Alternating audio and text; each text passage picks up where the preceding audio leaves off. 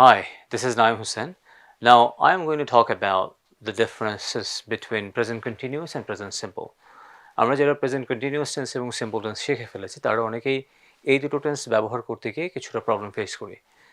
আমাদের জানা দরকার এই দুটোর মধ্যে আসলে ব্যবহারগত কী কী পার্থক্য আছে। So let's see. আমরা প্রথমে যেটা দেখতে পাচ্ছি that is present continuous tense. Present continuous tense সাধারণত কোন ঘটনাগুলোর কথা বলে থাকে, যে ঘটনাগুলো আমরা যদি এই গ্রাফটা দেখি তাহলে ঠিক এই সিচুয়েশনগুলোর কথা প্রেজেন্ট কন্টিনিউয়াস টেন্স বলে থাকে। Like I am taking a class right now, I'm studying, I'm going, I'm writing.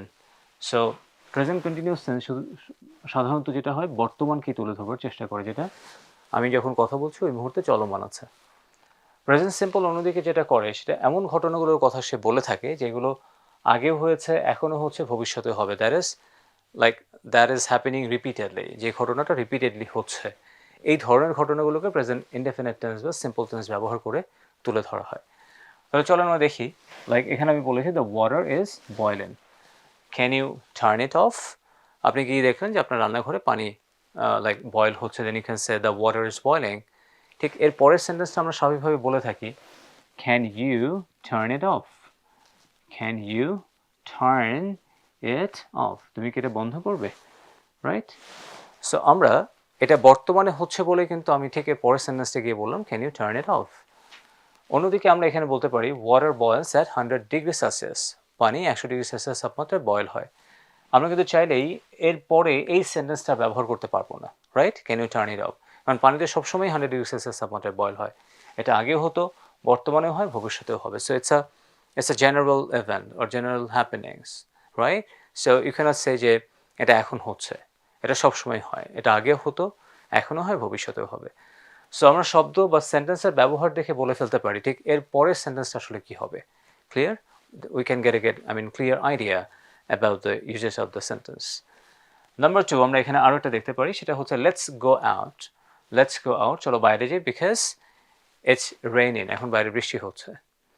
So আপনি বৃষ্টিতে ভিজতে চাচ্ছেন, সেক্ষেত্রে এর কথা আমি বলতেই পারি যে let's go out and it's raining. এরপরে দেখো it doesn't rain very much in summer, সামারে খুব একটা বেশি বৃষ্টি হয় না। তার মানে এটা কিন্তু আগেও হতো না, এখনও হয় না, ভবিষ্যতেও হয় না। সো তোমরা তোমাদের লাইফের এরকম কোনো ঘটনা যদি থেকে থাকে যেটা আগেও হতো, এখনও হয়, ভবিষ্যতেও হবে, নর্মালি যে কাজটা রিপিটেডলি হয় সেগুলোকে তোমরা প্রেজেন্ট সিম্পল টেন্সের মাধ্যমে বলে ফেলতে পারো। এরপরে আমি গেটিং হাংরি, আমি খুব ক্ষুধার্ত হয়ে যাচ্ছি।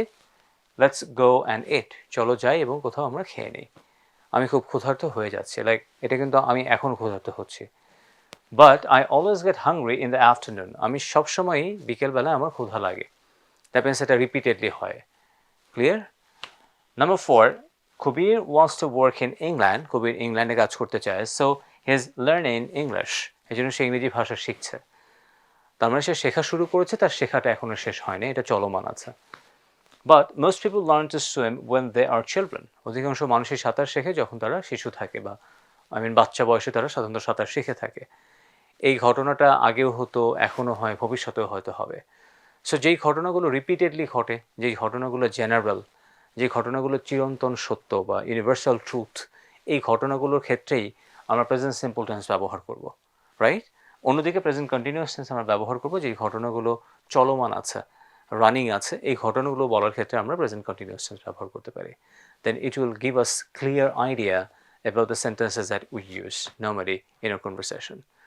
So if you guys want to use grammar effectively, then beside knowing the structure of individual grammatical rules, আমাদের যেটা জানতে হবে সেটা হলো এদের মধ্যে কি কি পার্থক্য আছে সেটাও ক্লিয়ার করে ফেলা। এতে যে সুবিধা হবে সেটা হচ্ছে আমরা যখন এটাকে অ্যাপ্লাই করতে যাব বা সেন্টেন্স মেক করতে যাব তখন ভুল হওয়ার সম্ভাবনা কমে যাবে। So please do learn the different uses of differences between present continuous and present simple. It will give you a clear idea when you are using it. Thank you very much for watching the video. And if you want to get more videos like this, do subscribe our YouTube channel and be with us by liking our Facebook page. Thanks once again for being with us. Goodbye.